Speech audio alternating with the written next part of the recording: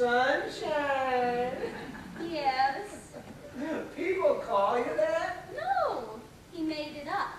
He's very imaginative. Well, he must be. And he's such a good dancer. I noticed. He has such beautiful hands. Now that I didn't notice. So graceful and so strong. And he's very bright. I mean, don't you think? For somebody who didn't even go to college. You don't have to sell me, Sunshine. I was sold before you were. Good. You know, I probably shouldn't say this. As a matter of fact, I know I shouldn't say this because you are very young, and basically it's none of my business, and also it would send your Aunt Beulah to Piedmont Hospital. What? I think you should hang on to this book. I don't think they come along any fine. I don't think so either. I know Simon would approve. I do too. Uncle Adolf, Yes? can I ask you something? Of course. Were you ever in love? Oh. Yes. What was her name? Well, I never found that out. You were in love with somebody and you never found out her name? Well, I didn't actually know her. She used to ride the same Chattahoochee Avenue streetcar that I did the first summer I came to work with your daddy. Well, what did she look like?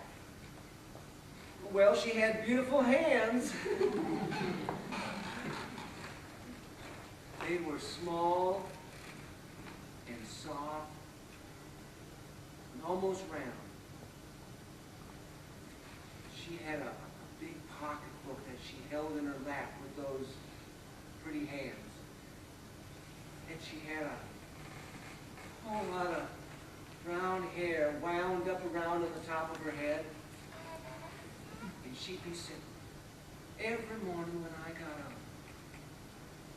And after a couple weeks, she'd smile over at me after I sat down. Not every day, but sometimes. Just the tiniest hint of a smile. That meant she wanted you to talk to her. Oh, I don't think so. She smiled at everybody that same way. Well, I hope you at least smiled back. I did. I even smiled first once. She got embarrassed and looked away, so after that I just waited for her. And you never spoke to her? Sort of.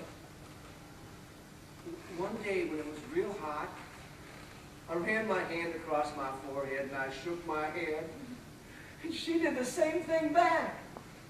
And I just thought that we'd naturally fall into conversation after that. Then a couple days later, I got on the streetcar and she wasn't there. She was never there again. What happened to her? I have no idea. I asked the motorman, and he didn't even know who I was talking about. Imagine that. Beautiful girl like her, getting on and off his streetcar every single day. He never even noticed. There was never anybody else? Not really.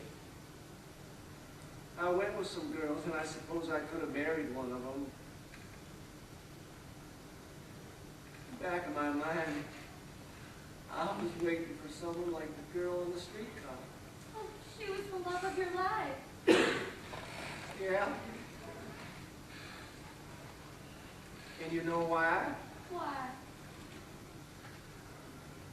I never saw her for more than 20 minutes at a time. And I had no dealings with her whatsoever. Stop it! You'd make somebody a wonderful husband. Yeah, that's just what I need.